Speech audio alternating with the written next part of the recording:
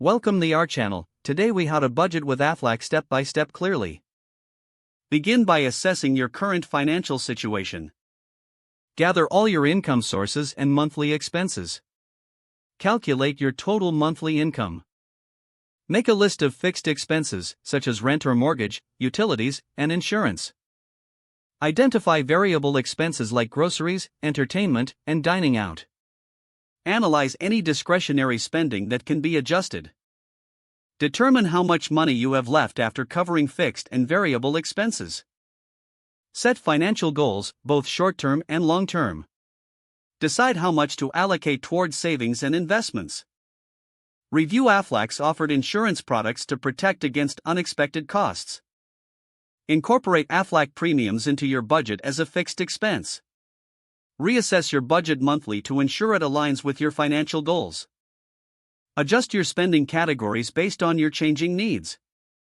Consider creating an emergency fund for added financial security. Utilize budgeting apps or spreadsheets for easy tracking.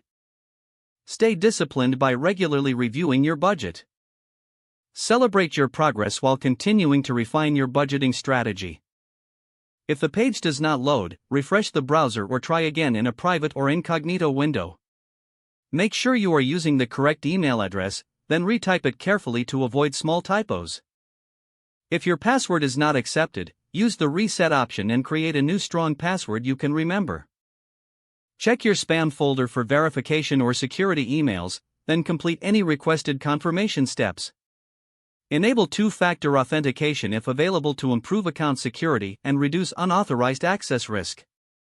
After signing in, review your profile details so your contact information and settings are accurate and current.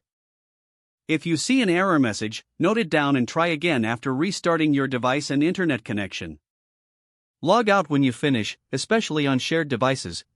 If the page does not load, refresh the browser or try again in a private or incognito window. Make sure you are using the correct email address, then retype it carefully to avoid small typos.